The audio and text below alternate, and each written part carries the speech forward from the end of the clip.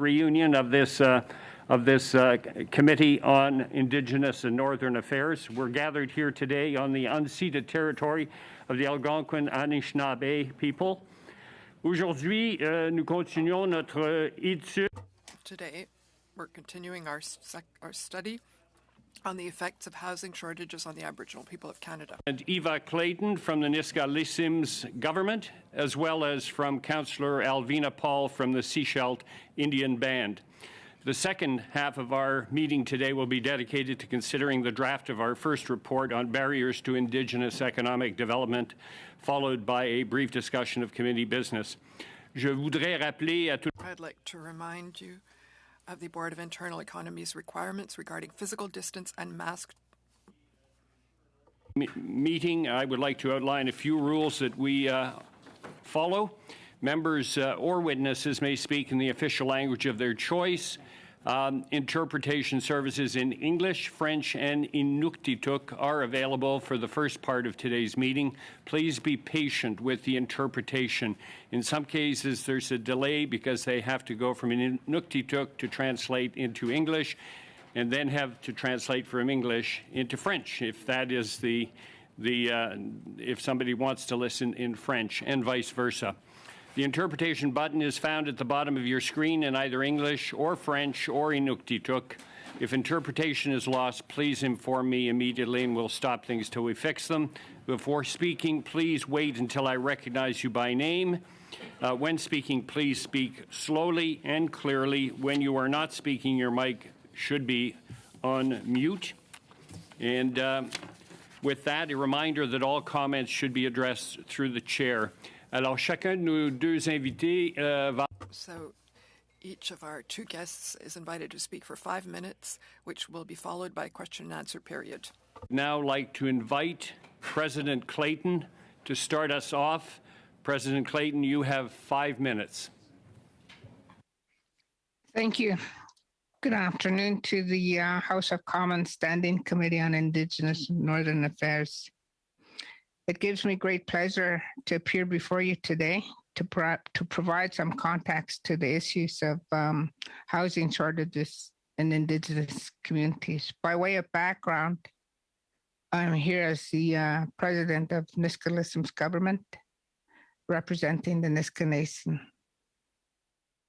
Indeed, adequate housing has always been an issue since the arrival of newcomers. Prior to contact, the nation lived communally and lived on the land and waters where we gathered our clothing, food, fish, berries, and other staples that ensured our survival. After contact, the Indian Act was imposed and we were placed on postage stamps reserve and were given a very bare minimum to work with to create housing.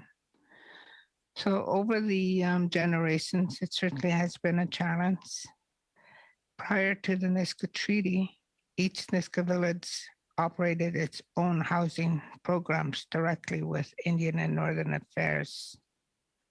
And some of the issues that we are still faced with today is overcrowded housing with multiple families, the lack of land to develop further housing, families living in dilapidated houses, mold and other serious matters that cause grave concern for the health of our people. And this is just to name a few. Post-treaty, we have been working with the tools in our treaty and indeed with our treaty partners to address the serious issue of housing shortages. Our housing management program has evolved over time, and more recently, we have made significant progress with our treaty process. We recognize the importance of the issues. Nisga'a government has established a new Directorate of Housing, Capital, and Facilities Operations to create a unified approach to housing in the Nisga'a villages of New INAN, and Gingol. We also established a relationship with BC Housing through a memorandum of understanding. And The intent of the MOU is to share and develop best practices in residential asset management. The Niska Nation recognizes that asset management is more than a report or plan, but it is an approach to managing our housing infrastructure in a more sustainable way. Sorry. To ensure this, our approach builds the capacity within the nation to deliver a significant amount of hands-on training to our current housing staff in the following areas that are listed in my presentation: asset condition assessments, data management, capital planning, to name a few. In December of 2020, I had the opportunity to meet with former MP Adam Vaughan. At that time, I shared with Mr. Vaughan that the Niska Nation, through our administration, routinely calculates and assesses our crowding rates through different methods. And we estimate between 15 to 30% of households on Niska lands are overcrowded, and that the pandemic has added to the increased overcrowding. And we know that our women and children are disproportionately impacted by poor quality housing and through this pandemic. The overcrowding and the inability to manage major repairs and increase mold in houses, increasing asthma and other health issues. Through our work with our fellow self-governing Indigenous groups, we have a technical team that has been working on pillars to address funding requirements with Canada as our treaty partner. In order to protect our most vulnerable, the SGIGs asked Canada to make a targeted investment of $426 million in safe, affordable housing and to support infrastructure for citizens living below the poverty line. The SGIG proposal aligns with our government-to-government relationship and with policy commitments Canada has made to support SGIG's access to affordable and adequate housing. Our legislature, met in the last 3 days, and they were so very happy when we announced the good news about the housing funding. And they were jubilant about making sure that we address the housing shortages. So, Ms. Clayton, I'll ask you to wrap up now. Okay, thank you. So the increase to funding is coming to the Niska Nation over 4 years. As I've stated, the $44 million, our legislature was very jubilant, and we are delighted by the government-to-government approach to address this issue. For us, this is just the beginning. Thank you. Thank you, President Clayton. I'd now like to hand the microphone to Councillor Alvina Paul. Councillor, you have 5 minutes. Great, thank you very much. Good afternoon, everyone. My name is Alvina Paul. I'm Council-elect of the Sechelt Nation. I am coming from the unceded territories of the Coast Salish people of British Columbia. I'm delighted to accept this invitation to speak to you today on this very important matter. The challenges related to the shortage of housing are rampant throughout First Nations communities and the respective SWIAs across the country of Canada. The shortage of housing has been our highest priority and something we are very familiar with. Our current leadership team and previous leaders have always made it our established, affordable, and sustainable housing for our people. I come to you with a good heart to share the struggles and desperation for the lack of housing in our community. This is to emphasize the importance of the housing crisis our community has made great strides in developing land and developing resources necessary to house our members. We're approximately 1,500 nations strong and have about 50% of our people living within our SWIA and far fewer living on the Sechelt Nation lands. Due to the already impossible costs of living we're facing today, our people are unable to afford the homes in the rental market and are often unable to attain their own mortgages. It is and always has been our intent to build members' homes for our Sechelt Nation members. We have multiple generations living together under one roof. Most homes are made up of youth aging out of care, single parent families, and elders. A study we had commissioned confirms that we have overcrowded homes and a population of transient or unhome members who find themselves couch surfing as they are unable to afford housing on their own.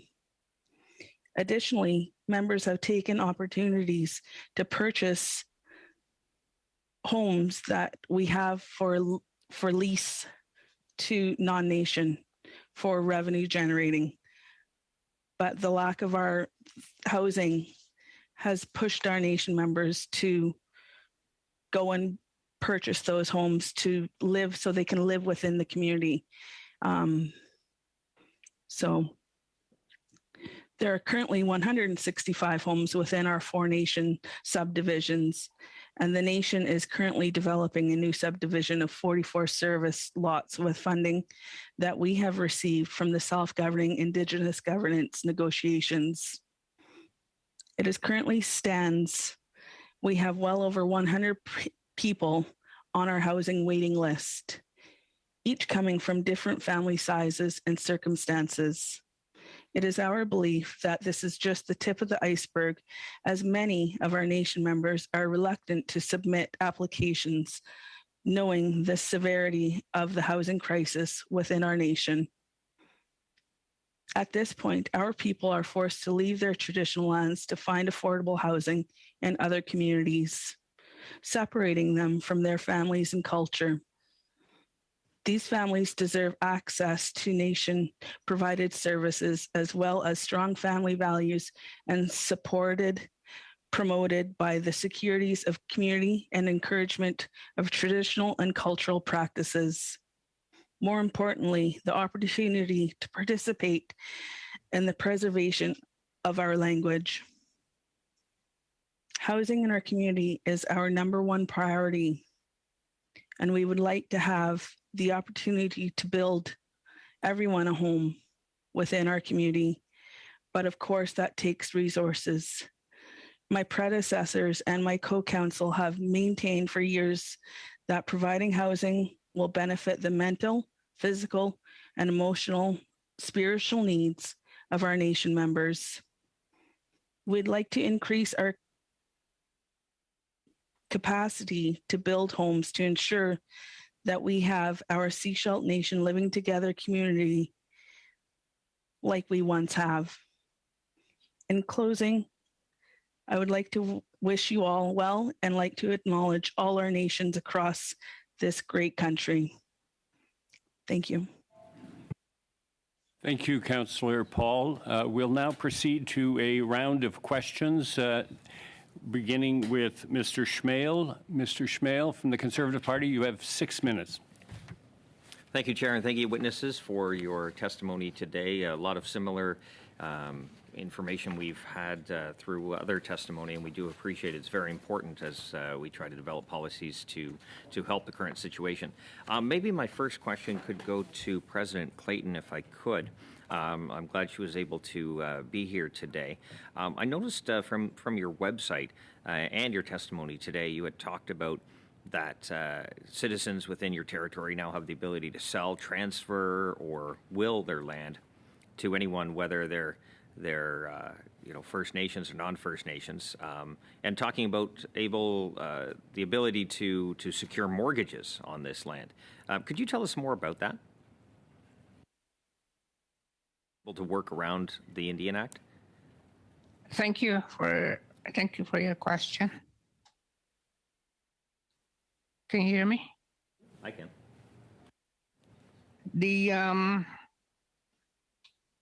I don't know why I'm getting an echo.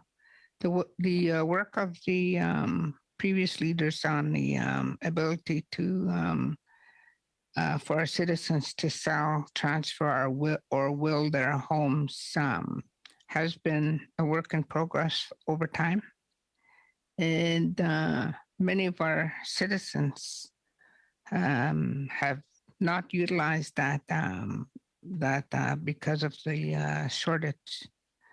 Many are understanding the ability to will their homes to loved ones. It's still a work in progress when it comes to our citizens understanding their abilities to participate in Canada fully. Thank you. Thank you. Maybe President Clayton, if we could continue with you for this time. Can you talk about any road bumps or cautionary tales that you might be able to provide for this committee, or that other nations might be able to take from your experience? Road bumps in terms of housing? Yeah, and cautionary tales, kind of things that you've learned along the process that other nations or this committee could recommend to the minister. Thank you. We have been encountering all good things in terms of learning how to reach out government to government with our treaty partners. And it's been a challenge, and it's been some bumps in the road in understanding the relationships as set out in the treaty, especially in regard to the implementation and understanding implementation, and understanding that we are not band councils anymore, not to lump us into, I'll use an example, the Assembly of First Nations, for instance.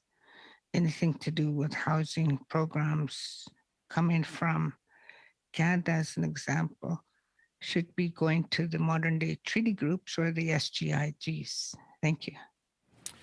President Clayton, continuing along this path, what steps had to be in place to ensure that your Landholding Transition Act became a reality? So did certain economic or social considerations need to be in place before your nation could consider such a proposal? No, simply because we entered into the treaty with no economic base, as we all know.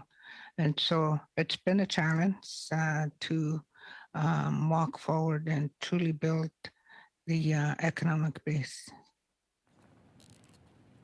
Okay. How much time? Minute 45. Oh, okay, perfect. President Clayton, so maybe you can just elaborate. I know you had mentioned some in your testimony. More about the results that your housing program has been able to deliver from both an economic perspective, but also a social perspective as well, please. Thank you for the social perspective. We use many methods to gauge the status of our housing on Nisga'a lands. It's been a challenge for us to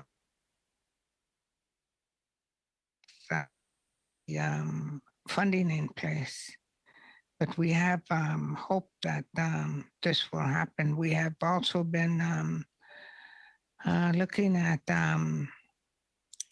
the invisible homeless on Nisga'a lands. That invisible homeless is the multiple families that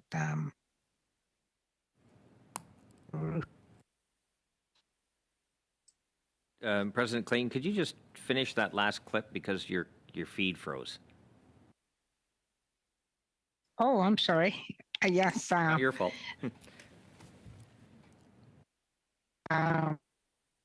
The Nisga'a Nation has been experiencing is the invisible homeless We have, by that I mean that we have multiple families under one roof, and causes health issues and other issues related to, for instance, in my home, I have three families living under the same roof.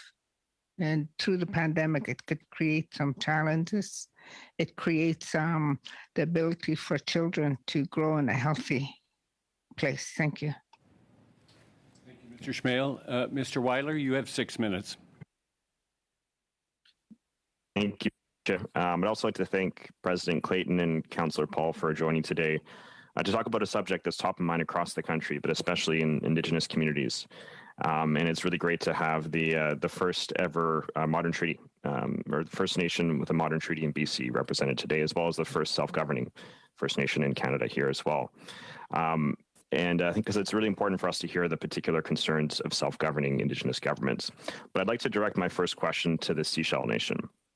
In last year's budget, we had funding for two large programs, the Rapid Housing Initiative, 41% of which went towards Indigenous recipients in BC to rapidly roll out housing solutions to the most vulnerable, and the Indigenous Community Infrastructure Fund, which has over $500 million directed towards self-governing First Nations and modern treaty partner for infrastructure and housing priorities. Councillor Paul, I was hoping you could explain to this committee how these programs fit into advancing the housing plan of the Sechelt Housing Authority, and what recommendations you would have for the government to improve upon these programs to ensure they meet the needs of the Sechelt Nation and perhaps other self-governing First Nations. Thank you, Patrick. Yes, last year's budget, we did receive some of the funding for rapid housing. We currently have 3 duplexes being constructed at the moment, and we hope to have them move-in ready by this fall. So we appreciate that in working together with us and bringing these projects for affordable housing to the community. We hope to have another application in soon for more units, but we do have other projects such as our House of Clans that will be supported housing that we receive funds from BC Housing on that project also, which is 34 units of apartments within the community. The Indigenous government's infrastructure grants is something that we've also tapped into in regards to expanding our community and creating and building a new subdivision.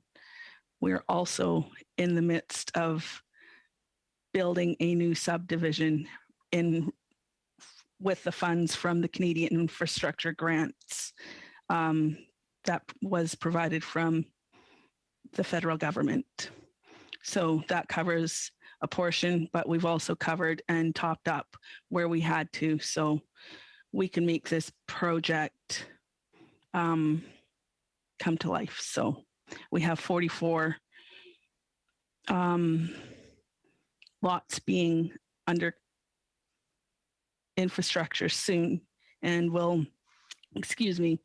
we hope to have those ready to build on by this fall also. No, that's fantastic, and it'll be great to see those projects come to fruition. And it's really amazing to see the work already being done on House of Clans as well. So I was hoping, Councillor Paul, if you could just maybe, if you could just provide some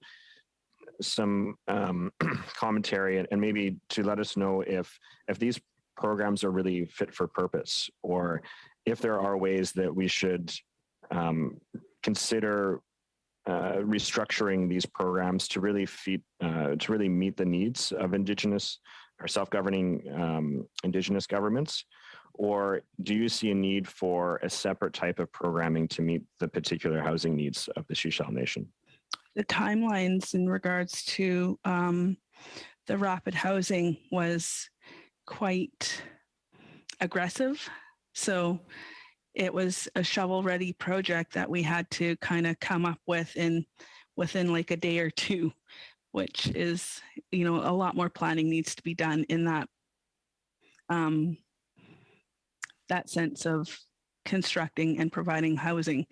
We were fortunate enough that we did have 2 lots that we've combined to make and build the 3 units on. But those were basically our last 2 lots within our current standing community subdivisions. So to be able to build currently now the new subdivision, which, the funding for that also from the infrastructure bank was, a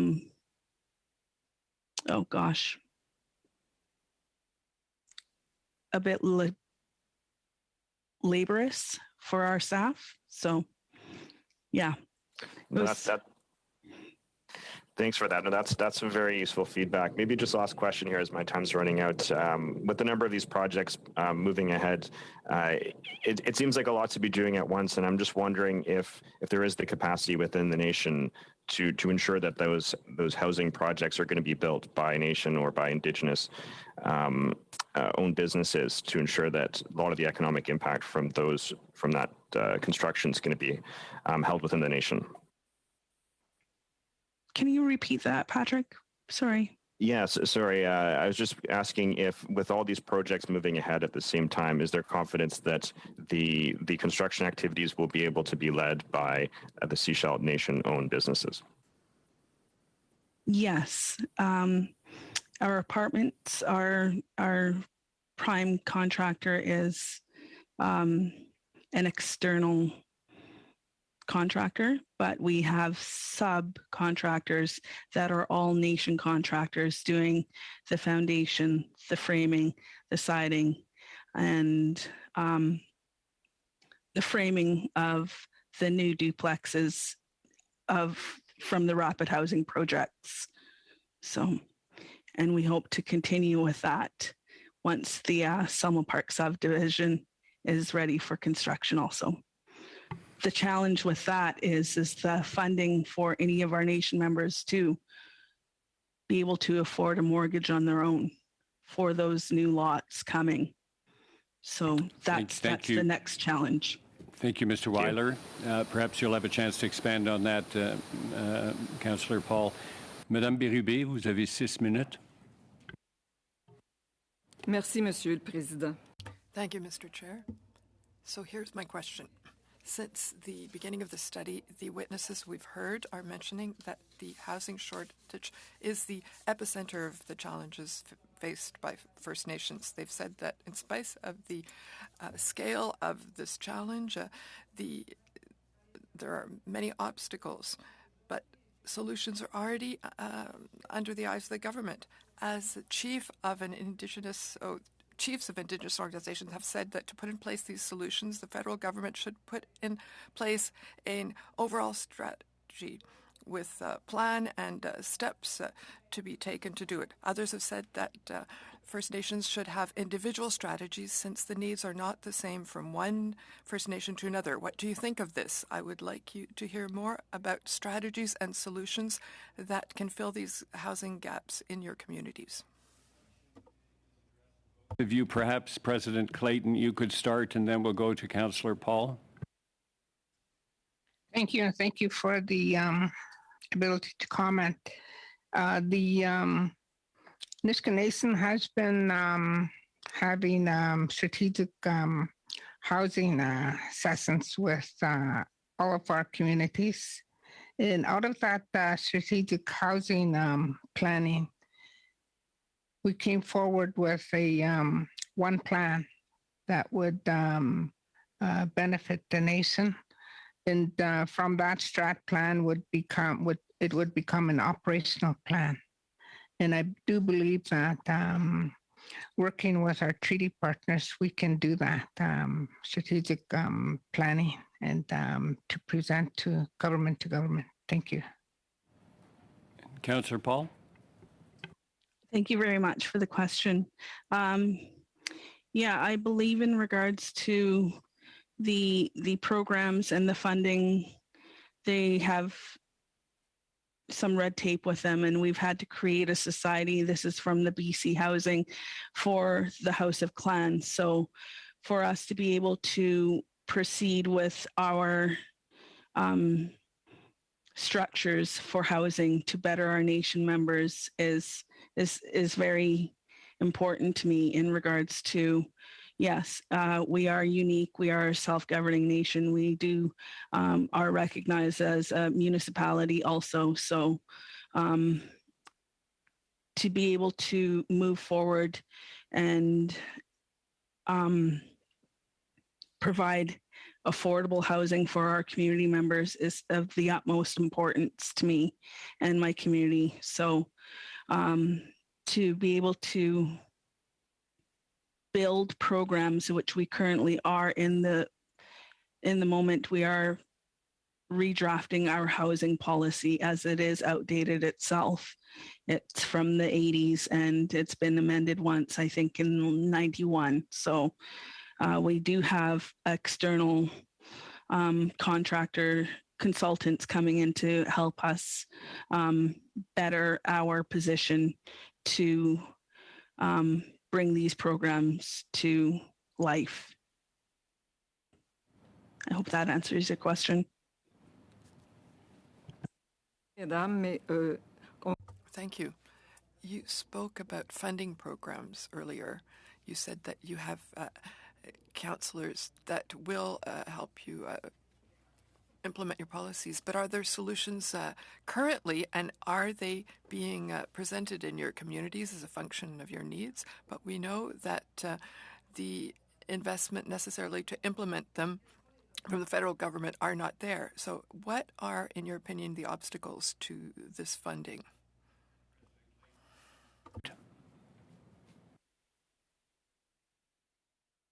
President Clayton, if you would take that question.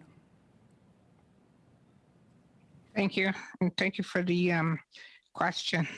The obstacles to funding, first and foremost, at the heart of the nation is the amount of funding that is required for us to fully meet the needs of the nation.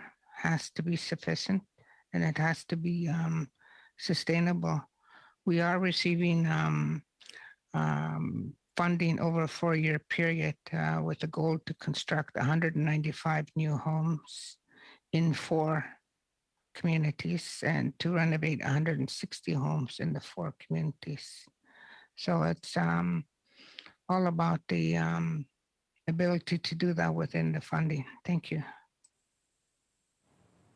And Councillor Paul, did you want to speak to that?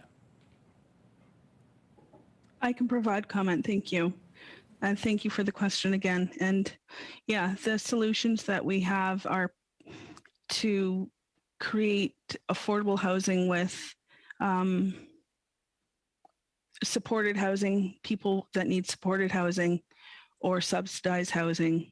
As we all know, the standards and the rentals on the Sunshine Coast from a study about 5 or 6 years ago was the Sunshine Coast has the second highest rate of rentals in Canada. So rent is no different from living in the Lower Mainland of Vancouver. You can rent a 1-bedroom suite here for about $1,700, which is by far out of reach for most people and even non-nation community members of the Sunshine Coast. The standard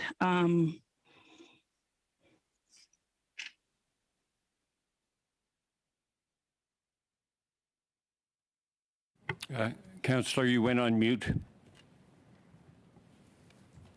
Sorry about that.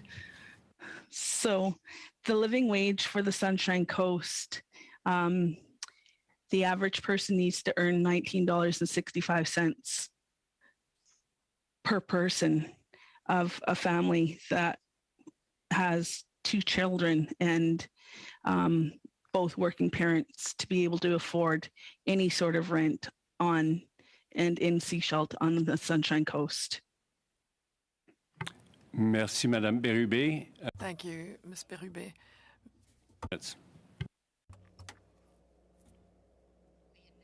Thank you.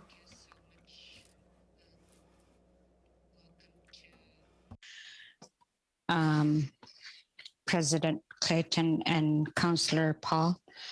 Normally, I start in Inuktitut in my language, but I'm quite emotional today. With permission from my interpreter, I wanted to acknowledge her. She is very important to me, not just because she provides interpretation so I can speak in Inuktitut, but today is very important because my interpreter, Simona, is a former student of residential schools. And I really needed to acknowledge her in light of Pope Francis's apology this morning. And I wanted to just make sure that I give the space to share my respect. She's been an important leader in my community. And it's such an honor to have her as my interpreter so that I could speak in Inuktitut. But having shared that moment, I'll ask my first question in English, and then I'll revert back to Inuktitut like I normally do. During the study, witnesses, and this is for both President Clayton and to Councillor Paul, if you could both answer this. During the study, witnesses argued that not only is existing funding for housing insufficient, but that there is also a need to support employment and training capacity building to address housing needs.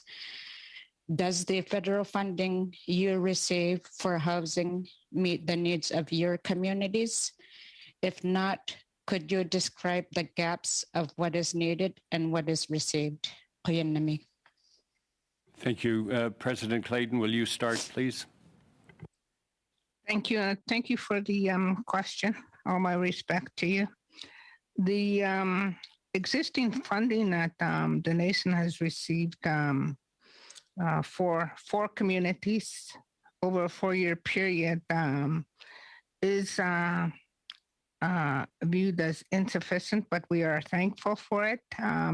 Insufficient because of the rising cost of lumber to build the homes. It's incredibly high. And so that is really the big obstacle. As for the building of the homes, the nation has been training our people over the years to get into the business of building homes and to become subcontractors.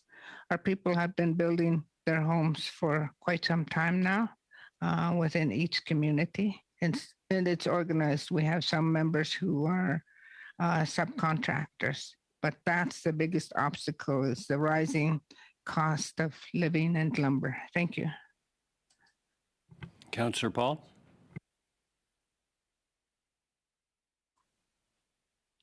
Thank you very much, Lori. I appreciate your question, and I'm very sorry for your experiences thus far. I feel you.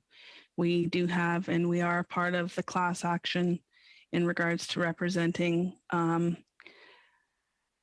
residential school survivors. So it's been a heavy week for this, but the funding is, it's getting thin as the cost of fuel and lumber and all those other supplies are going through the roof, and the living wage is barely it's minimal. So to provide training for all our nation members that are interested in the industry. We know by far that all the industries of trades are all short of manpower. So to be able to provide a wage that's going to be sufficient to rent and or build a home in their own community is something that needs to be factored in also. I think the price of all these supplies is just too much to bear. I know when I built my home back at the beginning of the millennium in 2000, my home, I actually was very fortunate enough that it was approximately about 150, 160,000. Now you're getting a shoebox size for that. So that's just another factor that we need to consider for safe, affordable, healthy housing. Thank you. Thank you. Regarding shortage of housing and substandard old houses, these are a concern to all Indigenous people in Canada, Métis, First Nations, and Inuit. The federal government that has some monies that they allocate are never enough. We all know that. I want to ask you, what would you say the federal government needs to do more of to ensure quality Indigenous housing is a right and not a privilege, but a right? You start.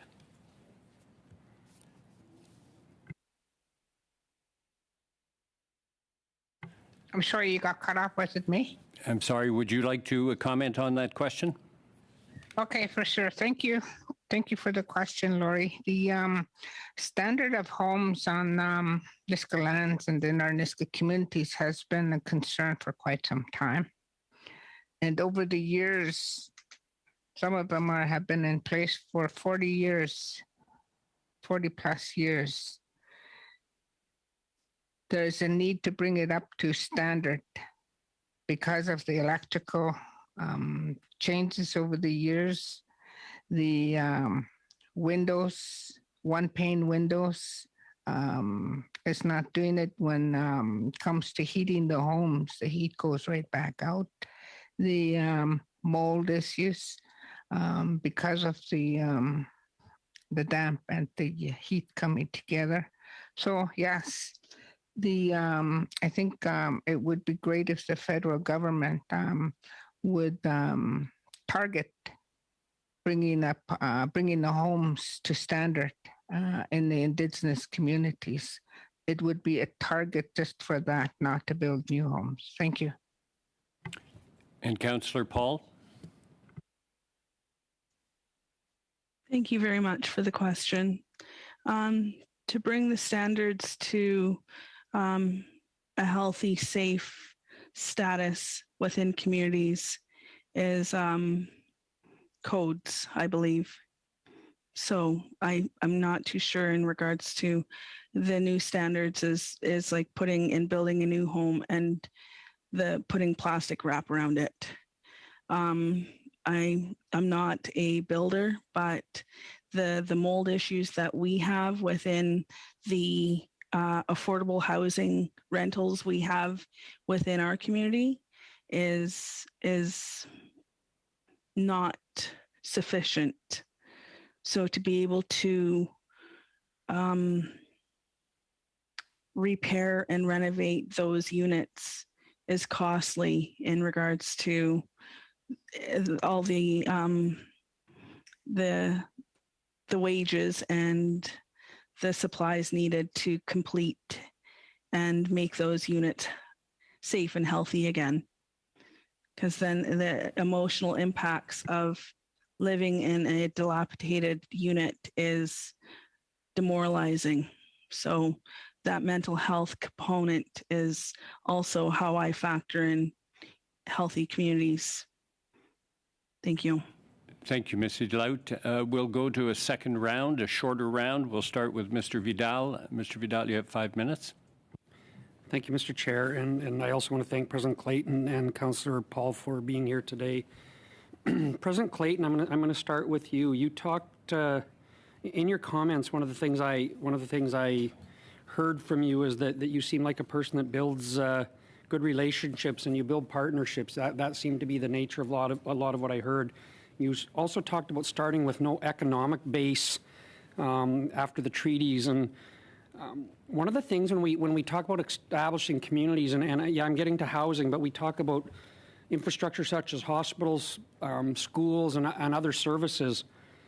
How does your nation approach infrastructure in the context of partnerships? And do you have some private sector partnerships that are contributing to that, or is it strictly government funded or strictly funded by your own nation? I'm just curious about the partnerships you might have from an economic perspective. Thank you for the question. The Nisga'a Nation has been quite busy building relationships. We have our 4 communities who are working in partnerships to build those kind of relationships where they can invest into the Nisga'a Nation. Work is ongoing in that area. We continue to work to bring in partnerships that will assist the nation. Thank you for that. On Tuesday this week, we had a vice chief from a tribal council in my area, and he made a direct link, and I'm just curious if it's true in other places. He made a direct link between economic opportunity and some of the work being done by the First Nations leadership. And he made a link between that and the number of people in each home. And he talked about within his tribal council, there was 9 First Nations, and he talked about where there was greater opportunity. The average people in a home was less than when there was smaller opportunity. I'm curious if that applies in your nation as well, if that's a pattern, if that's just his example. That's for me. I think that would apply to his area. When you think about the differences between the economic bases, the Nisga'a Nation is working towards building that economic base. And I'm sure that it would be a lot less numbers in one home when we have a healthy community. Thank you. In doing some research on the internet about your nation, you have a quality of life strategy that I read about, and I'm just curious if you could tell us a little bit about that quality of life strategy, and then tell us how that interlocks or connects with your housing strategy. Thank you. The nation's quality of life strategy is one that we carry out on an annual basis to measure. We use it as a measuring tool for the quality of life of our nation. And it gives us a picture of where our people stand with housing. And we have been working quite diligently to carry on with that quality of life. The quality of life strategy addresses all areas. And we also look at the homelessness of our nation, because we know that our nation is not immune to homelessness. And so there is a direct link in that quality of life strategy, or the index that you measure, there's a direct link to housing in that as well, obviously, right? That's what I think I heard. I just want to confirm that. Yes, it does. It gives us a picture. Thank you. I also noted that you have the authority to levy taxes within your jurisdiction, but yet you don't have the ability to tax property yet, and that's something that seems to be. I was fascinated by what I read about your home ownership in fee simple, and what my colleague talked about with the right to transfer and mortgage and will home. Can you just explain to me the journey towards property taxation and what you think that will accomplish in your desire to achieve better housing outcomes for your nation? Thank you for the question. We do have that authority to levy taxes. It has been a work in progress since 2015, I believe, with the property taxation coordination agreement. As we know, and our nation is fully aware that we require these taxes in order to become truly self-governing. The property taxes in each of our communities is ongoing. Our members have been paying property tax since 2015, 13 or 15. Thank you, Mr. Vidal. Mr. Pawlowski, you have 5 minutes. Let me start off by saying, not being from BC, I find the situation for your BC communities is very different from the communities around where I'm from, Thunder Bay, where the Indian Act applies. So correct me if I'm wrong. So under the Nisga'a final agreement, President Clayton, the Indian Act doesn't apply basically at all to your community, right? Technically, yes. Technically, yes, but in practice, it still does? Or? The principles of the Indian Act don't apply. Okay, and now Elvina, you're a self-governing First Nation, but I think the Douglas Treaty still applies to you. So are you basically like the Nisga'a, that the Indian Act doesn't apply to you either? No, it does not. We still mimic it in some forms, but we are developing our ways to try and better our community for self-governing. So being a self-governing community, you don't have a treaty like the Nisga'a Final Agreement? No. Okay, now President Clayton, under the Nisga'a Final Agreement, I looked up the section on land and land title. I have to say it's really complex. I don't really understand it, but then afterwards, there's also the Nisga'a Landholding Transition Act, which is a Nisga'a law. Now, under the final agreement, it gives your First Nation the power to write Nisga'a law. Is that the way it works? Yes, it does, and it's within the general laws of application, but it applies on Nisga'a lands. Okay, so under your law, then land can be held in fee simple, which is obviously very different from communities where the Indian Act applies. So how do you decide which piece of land goes to which family? I'm comparing it now to Fort William First Nations, where there isn't land ownership per se, that they don't have fee simple ownership of the land. So how do you decide in your community, like, is it this piece of land is traditionally belongs to Mary's family and her ancestors, and therefore they have ownership of that land? No, it's not for families. The foresight of our leaders who negotiated the treaty put the land in what we call a common bowl. So it's by application for the government to issue a disposition of land, so not by family. So the government, or you're the government of Nisga'a Nations? Nisga'a government, sorry. Yeah. So you people apply and you decide who gets what piece of land. Yes, and we have the practices and procedures that oversee disposition of lands. Okay, now if this is my land and I build my house on this, then I can still sell it to someone who's not First Nations. Is that right? Yes, under that, under the land title. Now, is the community concerned over the fact that what was Niska land may eventually end up as not being Niska land? Is that not a worry to the community? That was very concerning for the community. And at the outset, it was so very concerning that members of the nation, they protect what's theirs more so.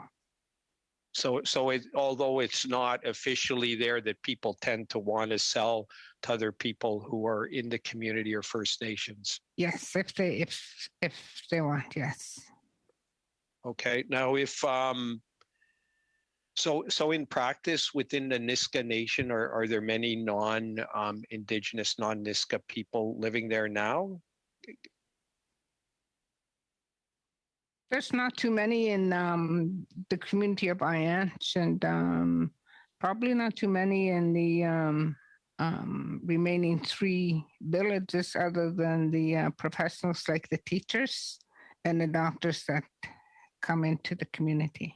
So they do own their land. No, they rent. When they come in, they're professional. Okay. They rent their accommodations. Now, Alvina, is it the same? Thank you, Mr. Same way in your. Okay. Sorry, Mr. Pawlowski, we've used up our time. Madame Bérubé, vous avez 2 minutes et demie. Madame Bérubé, you have 2.5 minutes. Thank you, Mr. Chair. So I would like to thank Mrs. Clayton and Mrs. Paul, and also to the interpreters for the good interpretation they're giving us for our languages. So for both witnesses, many witnesses said that the members of the First Nations were not able to come back to their communities after studying outside because there's not enough housing. Often these people have to live outside of the community, even though they belong to the community. Could you give us a picture of this problematical situation in your community? I'd like to start off on that question. Thank you. Thank you for the question. Many Nisqa have, prior to treaty, left the homelands for employment, for education, for health matters. And there are some of them that chose to come back, but there are others who came back only to find a shortage of many factors involved: the population, the growth of the population, and the need to carry on with their education. But the Niska Nation has been working diligently to continue to grow our housing so that our people can come home. And Councillor Paul? Thank you for your question. Yes, we have had Nation members leave the community for education and other work opportunities. We would very much like those Nation members to come back. That's why we have made housing our priority for the Sechelt Nation, and being able to build and construct the current upbuilding we have underway right now, and some the rapid housing project of the 3 duplexes we have now, but also the new subdivision we are constructing is under construction right now within the community that is Nation lands also. I'm not too sure what more your question was, sorry. I think that's, we've run out of time. Okay. Thank you. Ms. Eidlout, you can finish us off now. You have 2.5 minutes. Thank you. I want both of you to reply to me. It's this question I raised to both of you. The mandate letter for the Minister of Housing and Diversity and Inclusion outlines a commitment to create a national Indigenous housing center with Indigenous partners?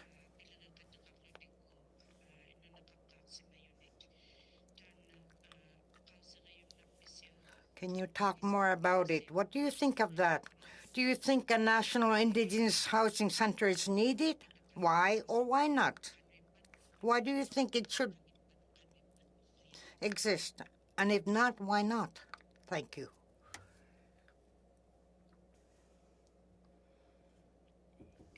Paul, do you want to start? Yeah, I will. Thank you very much. Thank you, Lori, for your question.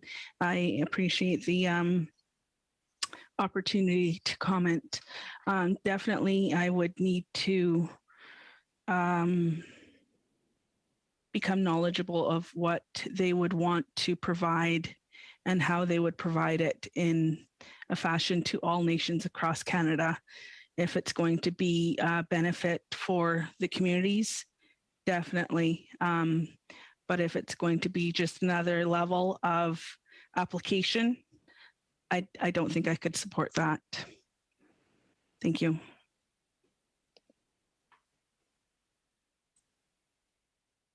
Thank you for the question. I think for the a national the creation of a national Indigenous housing group is to for me would be not very good.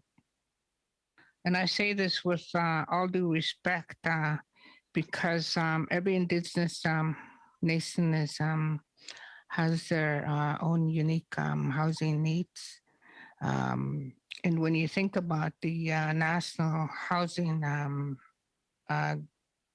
institution, it would require funding. And if it requires funding, you'd be cutting into housing funds that would go to Indigenous people. Thank you. Thank you. Thank you very much, Ms. Sidlaut. That concludes our panel today. I'd like to thank President Clayton and Councillor Paul for your testimony today and for answering our questions. I think you've provided us with some very important insights, and we very much appreciate it. Ceci met fin à notre premier. This concludes our first panel. We will suspend the meeting.